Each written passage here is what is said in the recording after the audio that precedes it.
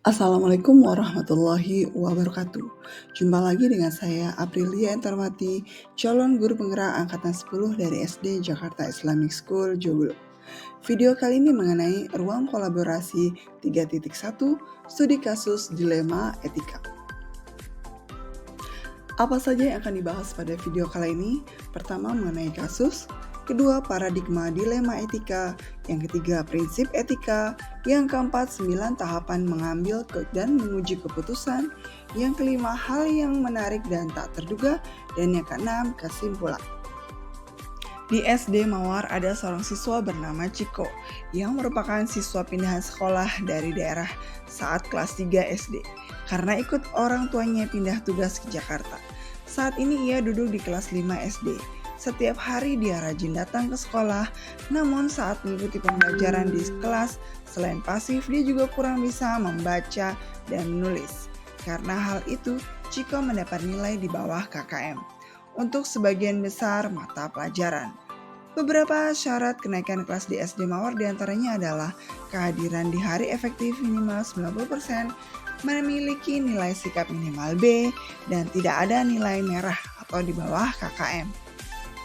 Berdasarkan persyaratan kenaikan kelas, Ciko tidak bisa memenuhi salah satu dari persyaratan tersebut, sehingga dapat dikategorikan tinggal kelas. Lalu pada rapat kenaikan kelas, guru kelas melaporkan hal ini kepada kepala sekolah. Dengan berbagai pertimbangan, diputuskan bahwa Ciko tetap naik kelas. Karena jika tidak naik kelas, khawatir Ciko akan malu dan putus sekolah. Ditambah adanya instruksi dari pemerintah agar seluruh siswa naik kelas.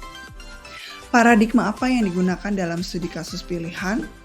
Paradigma rasa keadilan lawan rasa kasihan, justice versus mercy.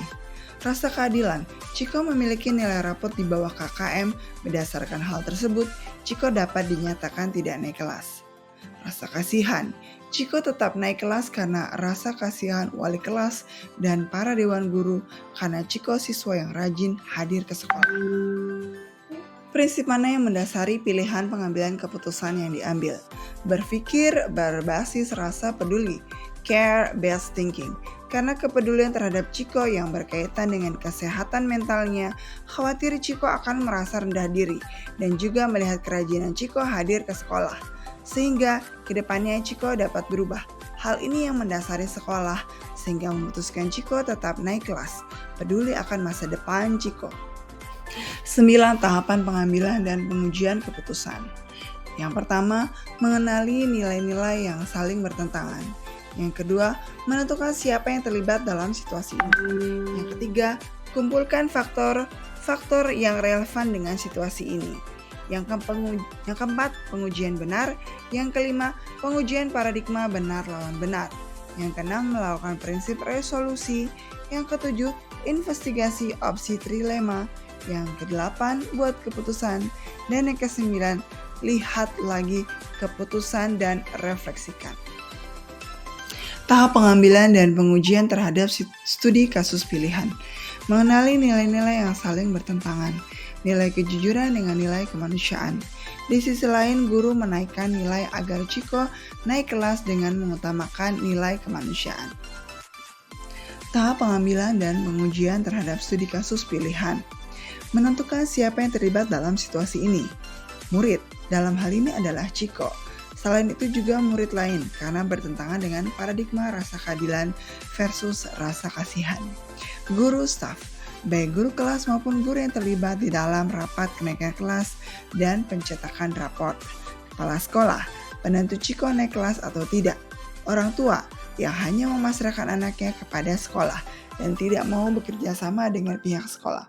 Pemerintah, karena instruksi harus naik kelas inilah yang memotivasi kepala sekolah untuk menaikkan Ciko. Tahapan pengambilan dan pengujian terhadap studi kasus pilihan.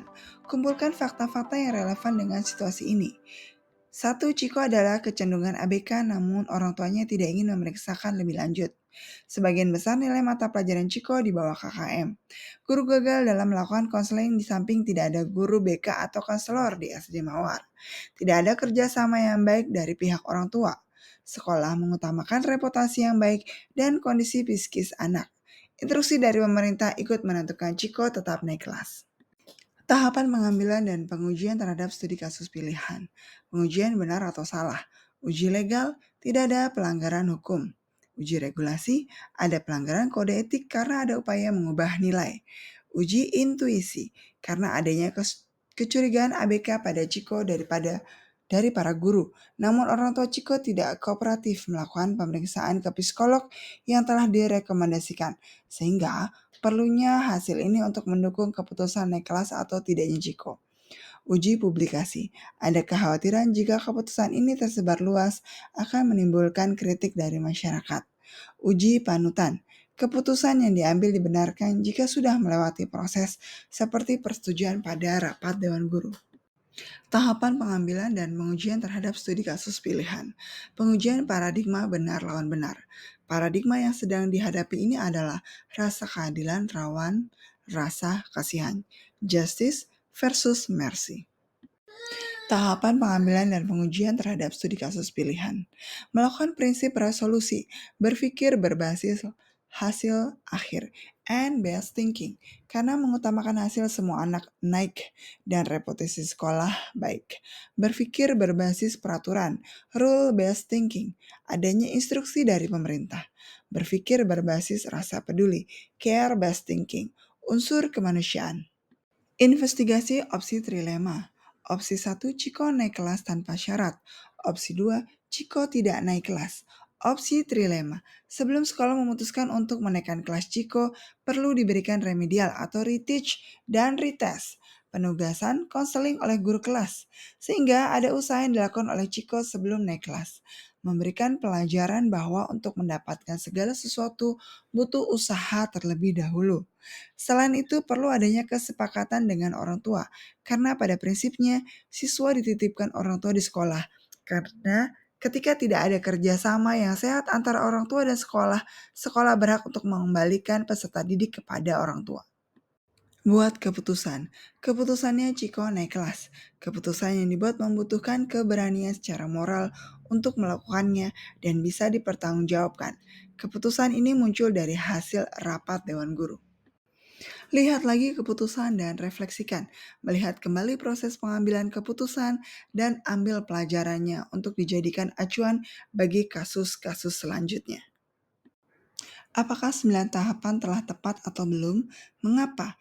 Masihkah ada pertanyaan-pertanyaan lanjutan dalam benak? Apakah pilihan pengambilan keputusan ini telah tepat? Pengambilan keputusan sudah tepat karena sudah melewati 9 tahapan pengambilan dan pengujian keputusan. Pertanyaan lanjutan adalah, setelah kasus ini apakah akan ada kasus yang serupa dengan keputusan yang sama? Bagaimana pertanggungjawaban kelak setelah siswa menempuh jalur pendidikan yang lebih tinggi? Meskipun begitu, kami tetap percaya bahwa setiap anak dengan kesehatan mental yang baik akan lebih mudah dalam menemukan kesuksesannya sendiri, sesuai dengan potensinya tanpa perlu berpatokan pada angka-angka yang tertera di ijazah nantinya. Refleksi, hal yang menarik. Orang tua Ciko tidak kooperatif untuk melakukan pemeriksaan psikis terhadap Ciko. Tidak ada konselor atau guru BK di sekolah, padahal peran yang sangat penting untuk membantu menangani kasus ini. Ciko dinaikkan nilainya oleh para guru secara cuma-cuma, tapi melalui proses remedial atau penugasan atau konseling. Hal yang tak terduga. Ciko rajin masuk sekolah, suka bergaul dengan teman-temannya, namun saat ditanya oleh guru, Ciko diam 1000 bahasa. Sekolah fokus kepada Ciko saja, sementara orang tua Ciko perlu dilakukan coaching.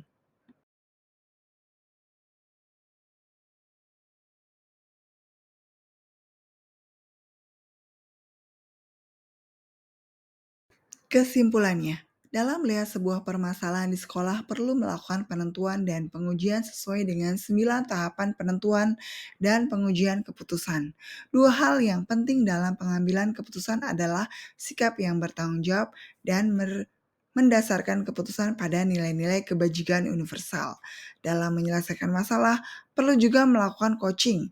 Dalam hal ini ditunjukkan kepada orang tua Ciko dan dibutuhkan kompetensi kesadaran diri, self-awareness, pengelolaan diri, self-management, kesadaran sosial, social awareness, dan keterampilan berhubungan sosial, relationship skill. Quotes kita kali ini, dalam mengambil suatu keputusan, menghindari kerusakan atau perpecahan lebih diutamakan daripada mengejar kebaikan. Profesor Dr. Kiai Haji Yudian Wahyudi, PhD. Terima kasih perhatiannya. Wassalamualaikum warahmatullahi wabarakatuh. Salam guru penggerak.